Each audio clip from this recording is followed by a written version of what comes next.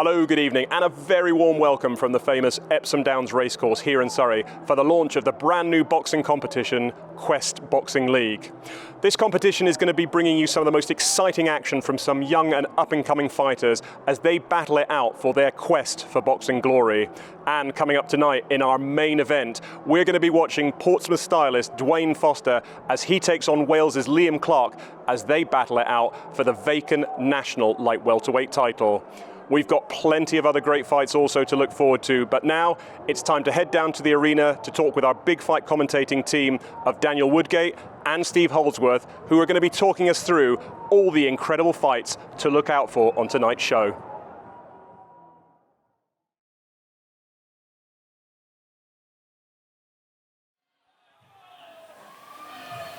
Ladies and gentlemen, distinguished guests, introducing your first fighter standing in the blue corner, representing Dennis and Dyer Boxing Academy, making her competitive debut here tonight on QBL. Please show your appreciation for Lily Finch.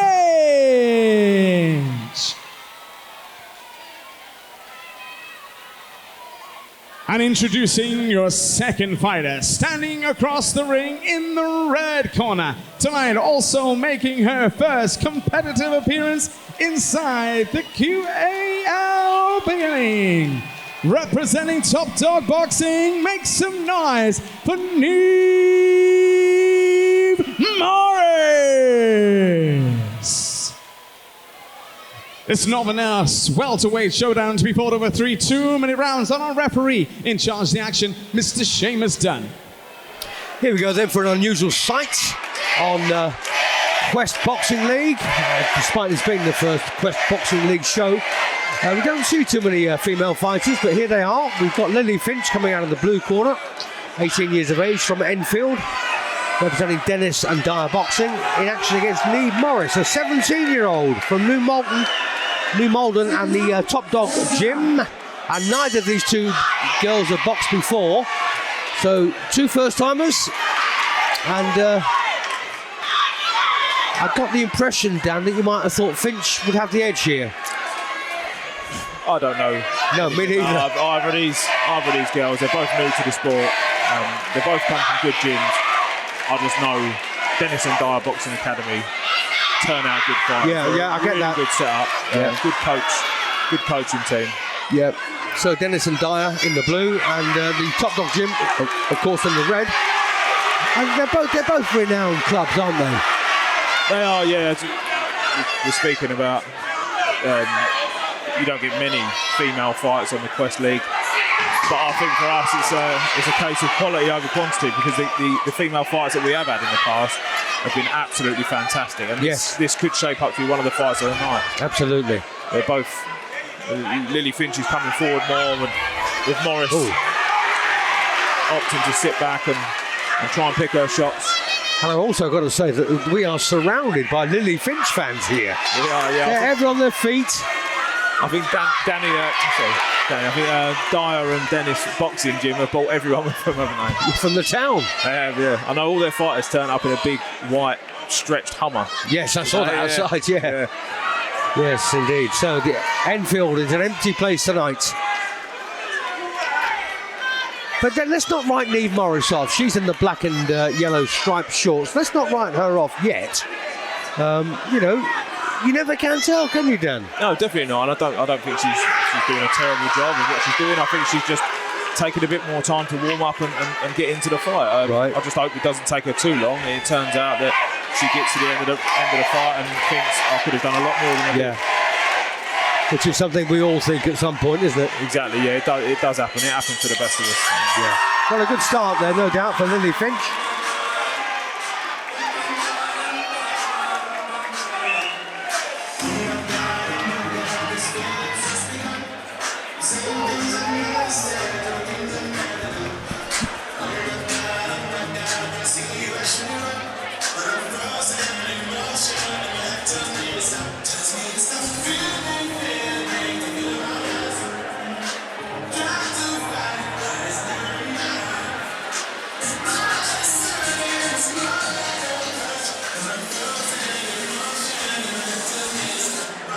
So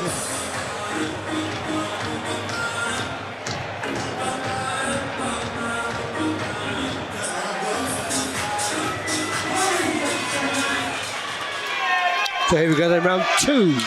So a great start there for Lily Finch, the 18-year-old from Enfield. And Neve Morris, well, it may have just been a bit of a nervous start for her. And don't forget, she's only 17 from New Malden. And you know, that year, Dan, that could make a massive difference, can't it? It can do, yeah, and it all depends on the experience they've got in the gym. We don't know how long each of these have been in the gym. We could have that Morris may have only been in the gym for 6 months. She might have been there for 6 years. And, yeah, good Finch point. The opposite. We don't know. For me, I just think Morris needs to be a bit more active, have a bit more confidence in what she's trying to do. By all accounts, she looks like she knows what she's doing there. She's got a lovely jab and she picks her shots well. Good variety as well. Just a bit more aggression from Finch, and maybe that's just caught Morris in the headlights a little bit. Yeah, that's a good point. And it's not difficult to get caught in the headlights, is it? Not with a crowd like this and this sort of environment. For 2 young girls like this, or even 2 young guys, this is not the sort of environment that you expect to have your first boxing match. No, and that is a very intimidating crowd for Morris as well, I suspect. Yeah, she's not just fighting one person tonight, she's fighting the whole arena by the sounds of it. Yes. Well, I'm just looking around now to see if I can see any Neve Morris fans. I'm honestly not too sure. I mean, they're probably here, but I don't know where they are. It's just that the other lot are all around us. That's better work from Morris. That's what I want to see. A little bit of spite. You can see a little bit of anger in her face there. A little bit of spite in what she's trying to do. That's what she needs to do. She needs to impress herself on Finch. But isn't there a thing about, you know, angry fighters don't really make it, do they? I don't think she needs to lose her temper. No. I think she just needs to have a bit more aggression in what she's doing. Yeah. And again, now, as I mentioned earlier, she's got a lovely jab. She comes through and she caught Finch with her head up there. Yeah. And those punches can win you rounds. You don't have to be active throughout the round. That's right. But she's caught my eye in this last 10, 15, 20 seconds. She's really caught my eye. I don't think she's done enough to win the round. And there's a massive difference between aggression and anger, isn't there? Yeah. Because you don't have to be one to be the other.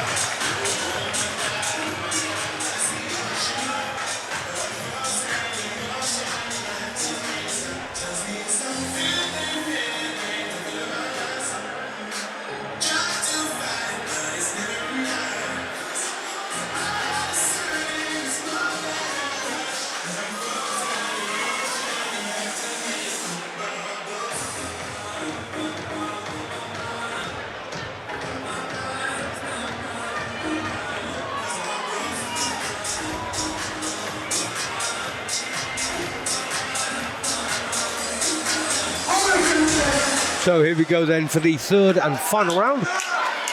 And this is a welterweight contest, a novice welterweight contest. But there's quite a gap between them, isn't there, on performance levels? Yeah, I think for me, Lily Finch come here knowing what she wanted to do and come out and done it. She put us, she impressed herself from the first bell on Morris. Morris for me has taken a little bit of time to warm up, but as I said, in that last round, she won the last 10 or 15 seconds for me. But it wasn't quite enough. Not quite enough, no. Yes, I get the impression that Morris could develop here, Dan. Yeah, I was literally just thinking the same thing. This is hopefully when she hears this commentary, she doesn't think that we're writing her off. She's got bundles of potential. Yeah. I like to see a fighter that can move their way around the ring and pick their shots. Yeah. And I dare say you were very nervous when you made your debut. I certainly was. I was very nervous in every fight. Yeah.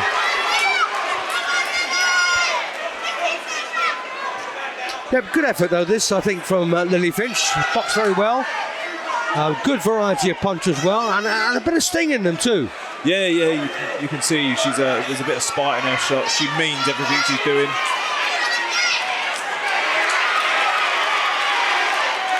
And as we said at the beginning of this one, it's not an absolute barnstorm of it. It has been a great fight. It's been good to watch. Yeah, definitely. For me, Morris's biggest issue is just hesitating a bit much. But as we mentioned in that last round, when you've got a crowd like this, all screaming for the other opponent, for your opponent. Sorry, that it's not it's easy for us to sit here and say she needs to do more. But Joey Knight, who's a friend of Quest and one of the Quest fighters in the corner of Morris, and he's being very animated by the side of the ring. Yes, really it's right in front of me here. He's calling Morris forward. Well, I don't think they've lost anything here. No, I don't think she's lost anything either. All right, she might not have got the win, but she's lost nothing, and she'll be probably twice the fighter hereafter. That's great experience against a very good fighter in Lily Finn, and she done herself proud.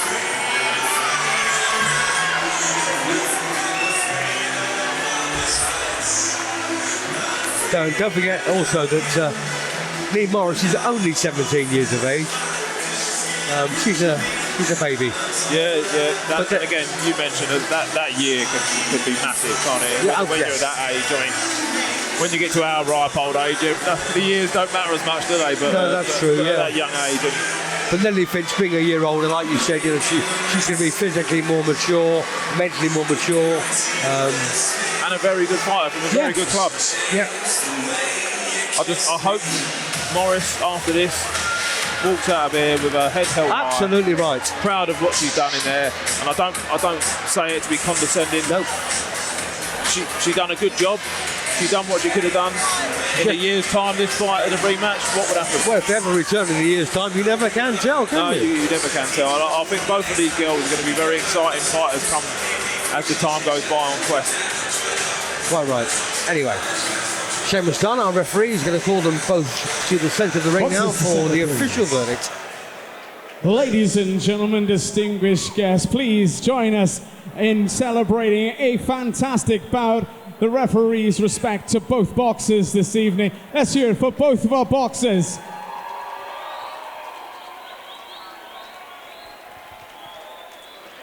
Well, ladies and gentlemen, after 3 rounds of action, we go to the judges' scorecards with a unanimous decision. Your winner in the blue corner, Lily Finch. Well, that was pretty much a foregone conclusion, wasn't it? But like you so rightly said, Dan, Morris has done so well here tonight, and she's lost nothing. Yeah, no, she didn't get the win, but she's lost nothing. I really hope she walks out of this fight, uses it as a learning experience, and comes back again.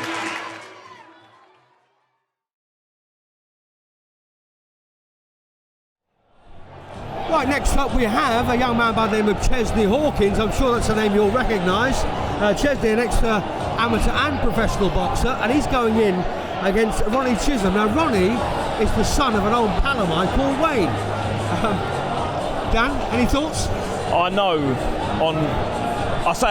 I've been told on good authority, Chesney Hawkins is a very good fighter. Very good fighter. He had a really good start to his pro career. There were some ifs and buts around how he was going to go forward in that, but he decided to come over to Quest Boxing League, and we're glad to have him here, and I'm really excited to see him fight. Chisholm, young fighter, hungry, lovely lad. We're speaking to him at the back. He's up for this. He's really up for this. Well, let's just have to wait and see how that one folds up.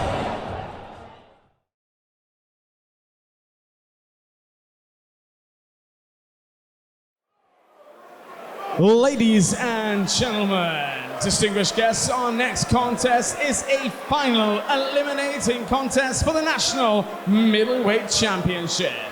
So ladies and gentlemen, please put your hands together and welcome the first fighter to the arena. Please welcome Ronnie Chisholm.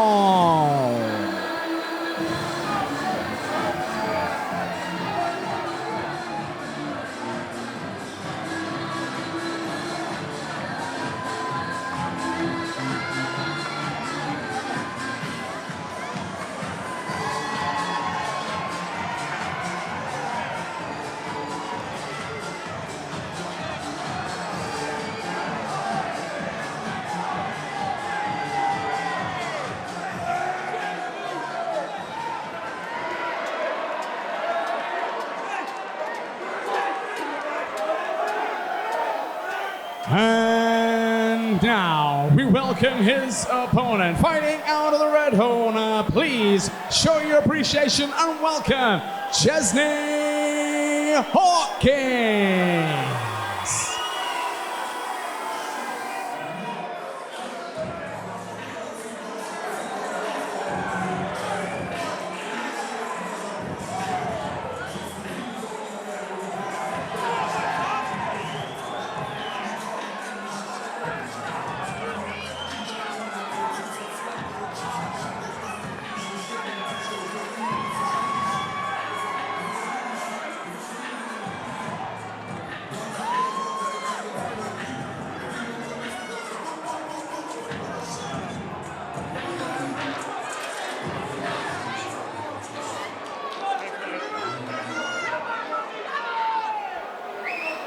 Ladies and gentlemen, distinguished guests, this contest brought to you in association with RDX Sports, the official fight clubs of KBL, Boxfit, the UK's leading boxing equipment superstore, and our headline sponsor, ReeseMany.com. So introducing first, your fighter standing in the blue corner, representing Dennis and Dyer Boxing Academy. Please show your appreciation and welcome, Ronnie Kesson.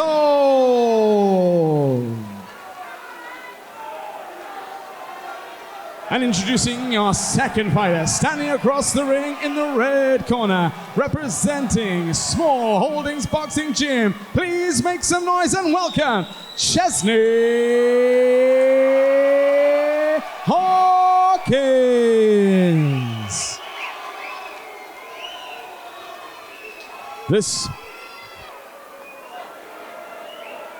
Well, here we go then, another fight to set the crowd alight.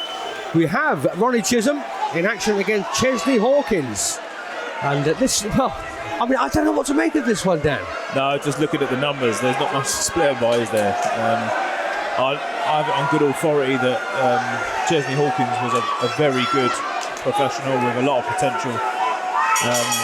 There were some issues around him continuing the boxing border control, and we're very glad and lucky to have him over at Quest. Absolutely. And this is the fight that I've been looking forward to the most. Yeah. Both very good fighters, both experienced, and both really good lads. Yeah. Well, I've got to say that Ronnie Chisholm is the son of an old friend of mine called Wayne. Wayne was a boxer, and his nickname was given to him by his mum, Sharon, and the nickname is Rock. So it's Ronnie Rock Chisholm, and sadly Sharon no longer with us. But you know, he's having a go. Yeah, he's having a go. I think he's under attack here from Hawkins. I think Hawkins more measured, picking his shots really well. You can watch both of these and tell they're both very experienced, both very good boxers. For me, just at the moment, I'm seeing the better work coming from Hawkins. Well, Ronnie Chisholm had 18 bouts on the unlicensed circuit. He won most of them. Whereas 15 bouts for Chesney Hawkins. I believe he had 3 professional fights as well, and I think he won them all. I don't know if it was all by knockout, but in impressive fashion. No, well, you can see he's got ability. Yeah, you can see he has a lovely body shotty throw there. And then straight in on the attack. Yeah.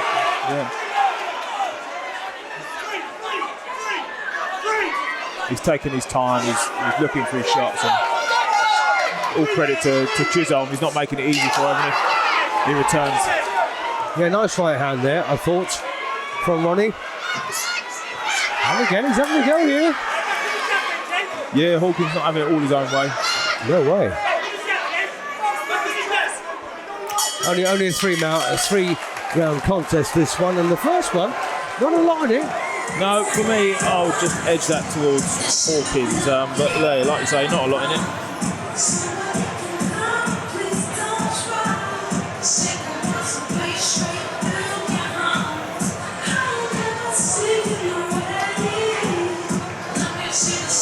Chisholm, another product of the Dennis and Dyer Boxing Academy. And as we've seen before this evening, they produce good fighters, and he's no different, but he's up against an equally good fighter in Chesney Hawkins.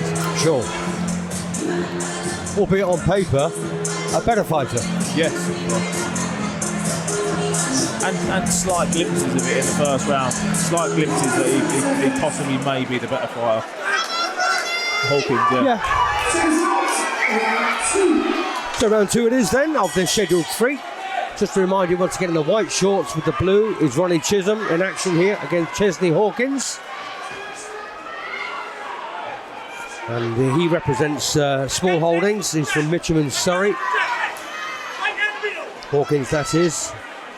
And Chisholm from Loughton in Essex. And Chisholm only 23. Hawkins 25 now.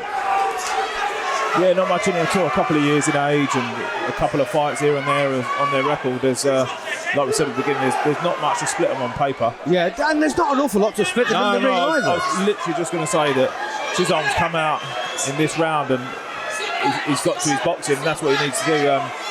Hawkins is looking for the bigger shots. He's looking for the flashier shots. He's got great balance. He moves really well. Chisholm has managed to come out in this round, at least for the first part of it. And it's the busier. Yeah, busier, straight shots, doing the simple stuff, but doing it really well. And the crowd approve. They sure do. Yeah, nice work here from Hawkins. From Chisholm. Yeah, I've been really impressed with the reaction of Chisholm. Like I said in that first round, I gave that to Hawkins, but he's come out and he's boxed really well, and he's put the pressure on Hawkins and made him think. He can fight, can't he? Young Ronnie? Yeah. He's. I'm really impressed. I was actually going to say at the beginning of this round, I wondered what he's got to do to turn him around, but he's come out and he's shown me. I didn't have to answer the question. Absolutely, yes. Showed me. Oops, that's a stumble. That's not a knockdown. Yeah, rightly so. The referee gave that as a slip. But here's the irony. If Hawkins was boxing over 6 or 8 rounds, you'd give it to him all day long, wouldn't you? You'd think so, yeah. The amount of effort that Chisholm's having to put into nullifying what Hawkins is doing. Yeah, I agree after that round, a round apiece. Yep.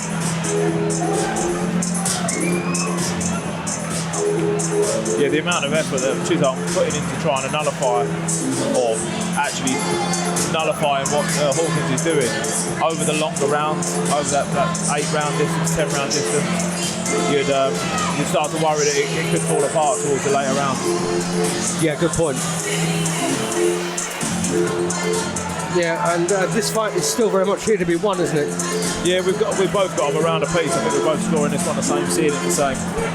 And I think it's all down to who comes out. Is it more of the same from Chisholm, or does Hawkins bring it back and go back to manage to get back what he did in the first round? Well, we'll see. They've got 2 minutes to make a difference here.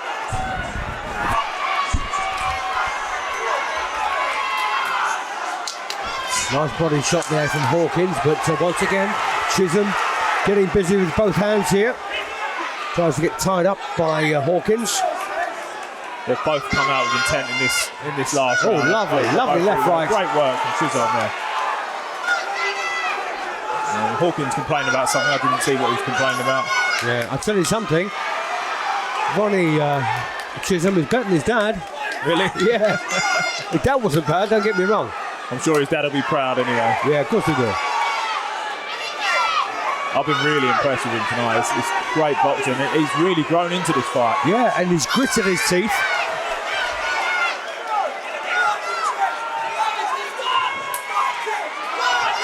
I have a feeling we've got a shock on our hands. Yeah, I think before the fight started, we gestured that Hawkins was probably going to be the one to beat, and at the moment we're looking at it, and I think Chisholm is doing exactly that. Yeah. Well, it surprised me. But then again, it's the distance that doesn't surprise me. Pros don't really do that well over this sort of distance. They need longer. Yeah, the shorter round length, the fact it's only 3 rounds. But that is the great thing about Quest Boxing League. Yeah. It's exciting, and it throws up all sorts of results that you might not expect. Grit and determination is one of the biggest factors when it comes to this Quest Boxing League, and that's why the supporters and the fans love it so much. Yeah, absolutely. And you don't get bored watching a 3-round fight, do you? Especially not one like this. No, this absolutely. Is a brilliant fight. A cracking fight. You said this is the one you came for. Yeah, and it's proven to be the fight of the night so far for me. Yeah, oh, absolutely. Both got talent, both good boxers, both really up for it. Yeah. Excellent fight. Thoroughly enjoyed watching that. Well done, boys. Well, Hawkins up on the ropes, thinks he's got it. well, I've got it 29-28 in favour of Ronnie Chisholm. I've scored it exactly the same. I think he done just enough in that last round to get it. I think he clearly won the second.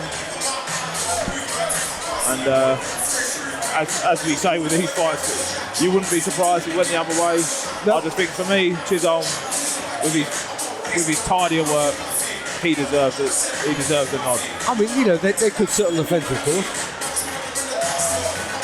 Question, Steve. This one gets offered up for a rematch for a title over 5 or 6 rounds. You're getting excited about it. Oh, absolutely. I certainly would be. Oh. This is one of those fights you watch it and you think, if this was for a title, 2 more rounds.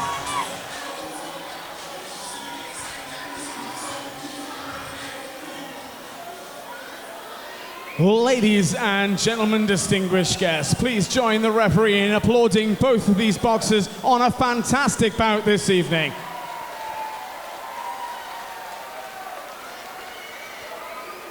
But ladies and gentlemen, distinguished guests, after 3 rounds of action, we go to the judges' scorecards with a majority decision. Your winner in the blue corner, Ronnie Chisholm.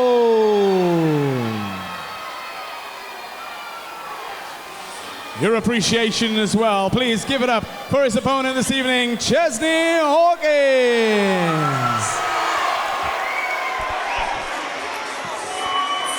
Both fighters very animated on that decision. Chesney Hawkins completely against the decision there. His team turning around to us and saying it's an absolute joke. Again, like many of the fights here, Steve, they're pick 'em fights, and we picked them the way the judges went, but that was a majority decision, which means one of the judges scored it the way of Chesney Hawkins, the other 2 scored it the way of Chisholm. Yes, absolutely.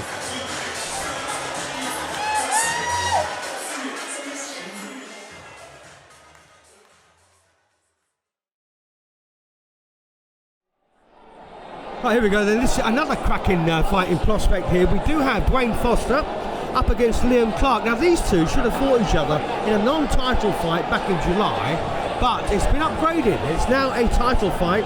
It's the national vacant light welterweight title fight, and it should be an absolute belter. And I'll tell you why. Dwayne Foster, undefeated in 4 contests, very aggressive fighter, up against a man from Ebbw Vale. Now, have you ever seen a bad fighter come out of Wales? Definitely not, no. We've seen some great ones, haven't we? Oh, absolutely right. He's a good lad. He had 4 amateur contests, won 3, and all of his wins, another 2 on top of that, came by knockout. So obviously a powerful kid.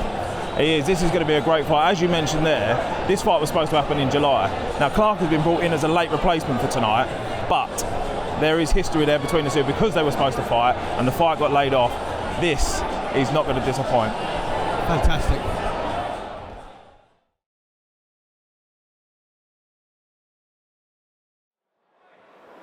Ladies and gentlemen, distinguished guests, it is now time for our business as usual main event of the evening. This title attraction will be for the showdown for the vacant National Light Welterweight Championship. Our first challenger to enter the arena holds a perfect, undefeated record. Ladies and gentlemen, distinguished guests, all the way from Portsmouth in Hampshire, please make some noise for Dwayne Foster.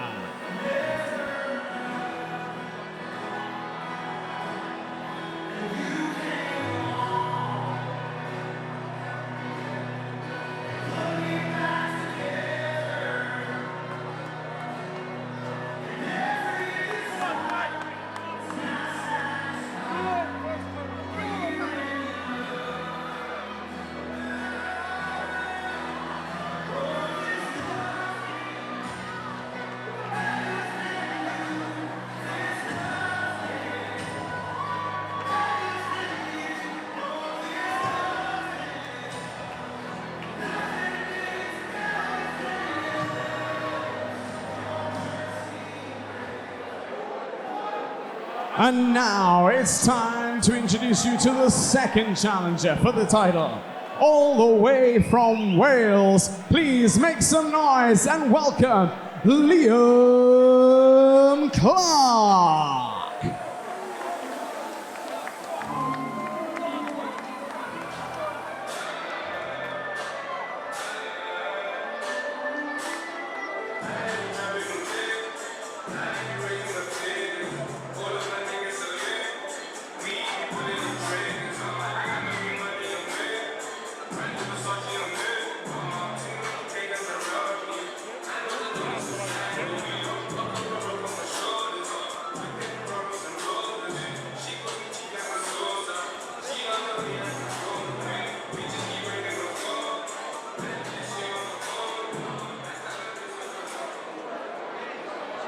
Ladies and gentlemen, distinguished guests, Quest Boxing League proudly presents 5 rounds of action for the vacant National Light Welterweight Championship. Brought to you in association with RDX Sports, the official fight gloves of QBL, BoxFit, the UK's leading boxing equipment superstore, and our headline sponsor, ReeseManyhat.com.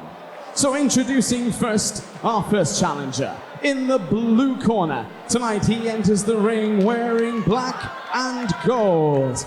Representing Empowered Gym from Portsmouth, please welcome Dwayne Foster.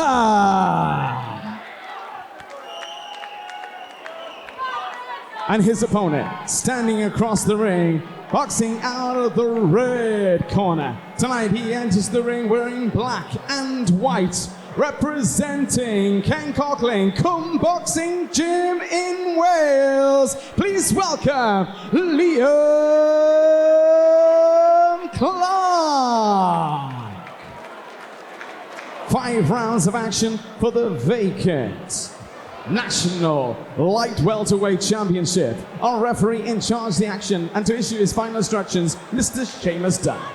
So the title fights keep coming. This is a 5-round contest to decide the vacant National Light Welterweight title between Dwayne Foster and Liam Clark. Now these two lads should have met in July in a non-title bout. It didn't happen for obvious reasons, and here they are boxing for a title. Yeah, this one's been brewing for a while, and talking to Clark before the fight, he's definitely up for this one. Coming away from Wales to come for this fight. Right, and rarely do you see a man wearing tights, especially in a boxing ring. It's the old Bob Fitzsimmons thing, wasn't it? Oh, yeah, nice attack there from Dwayne Foster. Foster straight to work, putting his stamp on the fight from the off. He's a shorter guy, so you'd imagine that he's going to be coming in, coming under, and going to work on the inside. He's sitting back, looking for the opportunity to come in and do just that. Yeah. Clark, tall, got those long limbs. You'd expect him to be poking a jab out and trying to make hard work for Foster to get in there. But well, I asked you earlier, didn't I? I said, when was the last time you saw a bad Welsh fighter? You don't see them, do you? No, you very rarely do. I mean, they're the guys from that side of the UK tend to train hard, they work hard, and they've got great role models.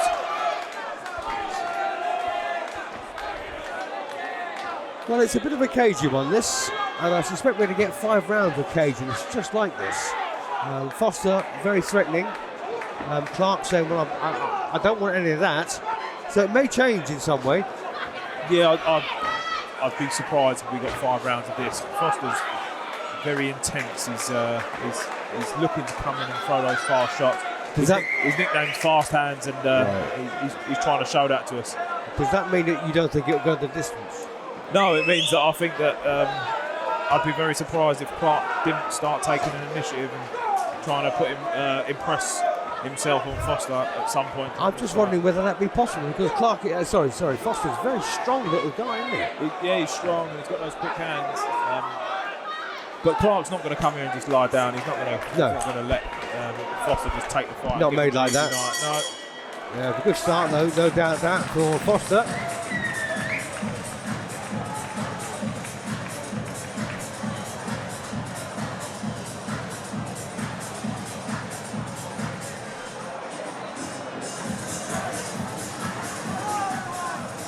Right, just a bit of background on these two lads. Dwayne Foster, 22 years of age, from Portsmouth, from the Empower Gym, and undefeated in 4 fights prior to this. And as Dan has said, his nickname was actually Fast Hands. And that couldn't be more true, really, could it? No, yeah, he's showing us why he's got his nickname. And Liam Clark, he's got a nickname as well. He's nicknamed Lightning. Lightning, Liam Clark. So would that be because he's very quick or because he'll get struck? We'll find out, I suppose, in the next couple of rounds. Yeah, he's only 19 years of age, from Ebervale, from the Cum Gym.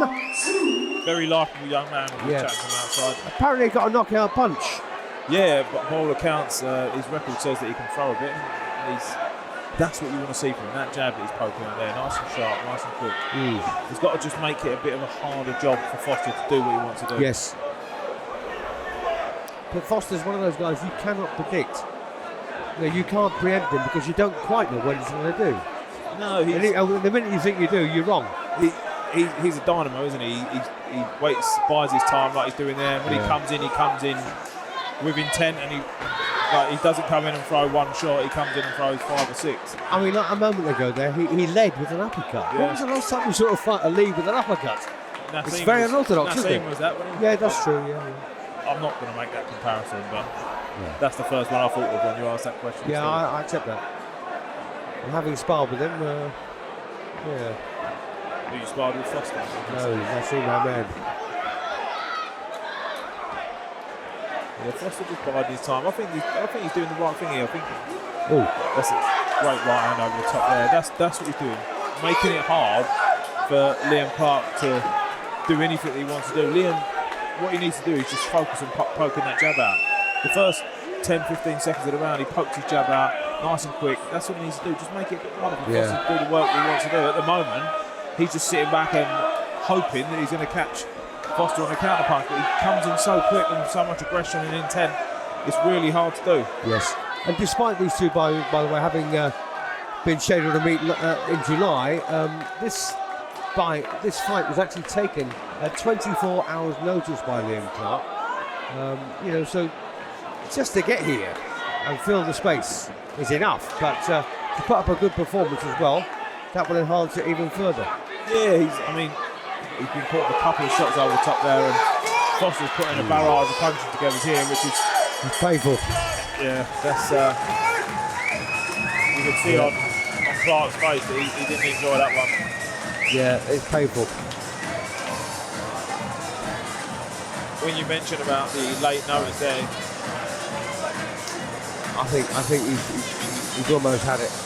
I was just going to say there, I'm looking at him, I think maybe that late notice has caught up with him early on in these first 2 rounds. Fighting a guy... And the body shots. Yeah, fighting a guy with Foster's energy. You need to be fully fit, you need to be fully ready. Of course, there's no shame at all. There's no shame whatsoever in being bailed out.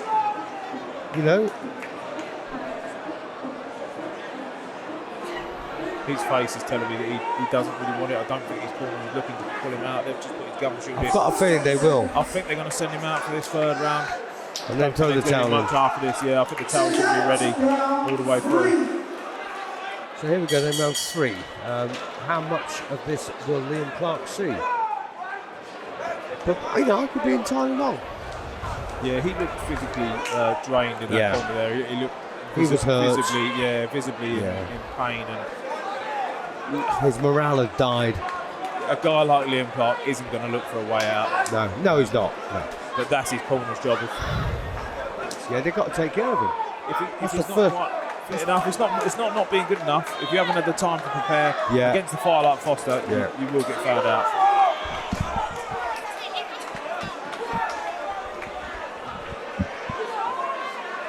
Foster doing the same. He's taking his time, looking at that uppercut. It was a great little uppercut from down low there, and he's starting to do what he wants to do. Yeah. Dancing around, showboating. And don't forget the first responsibility of the referee and the cornerman is the safety of the boxer. Yeah, the referee's going to give a standing 8 count there. He's going to have to have a look at Clark. I suspect he'll stop it from here. He's not massively hurt. He's very, very tired. He's just, completely knackered, isn't he? His head's down. It's all over. Right, yeah. Yeah. And that is exactly why we have such good quality refereeing.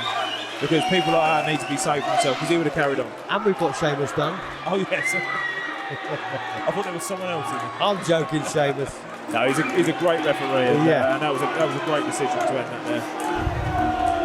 No shame in it for Clark. No shame in that. No. He's against a very good fighter. Listen, he took the fight at 24 hours' notice. He's come all the way from Ebervale in Wales. You know, I mean, what do you expect of the boy? Yeah, that's a fight. Up against a very lively character. Lively, good fighter, got ability. Clark would like to have a return on that fight, I guarantee it. He'd like to come back fully fit with a full training camp and have a fight with Foster. Or maybe someone else.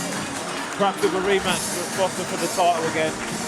Foster will likely want to move on. He's probably going to think of it like, well, if he wants to fight me, he wants the rematch, he's going to have to earn his right. Danny, you're a bit like a psychic, aren't you? Because you get everything right. You say all the right things.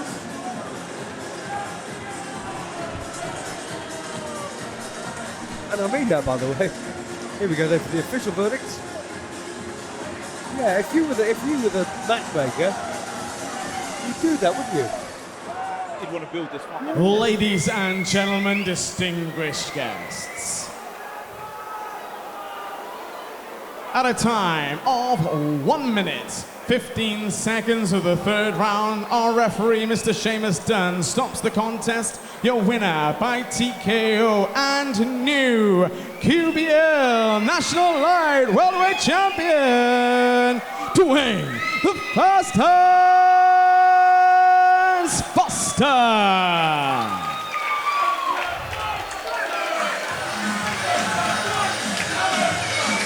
So there you go then. Dwayne Foster, the new National Light Welterweight Champion, beating a late sub, Liam Clark, in 3 rounds. Nothing more to say.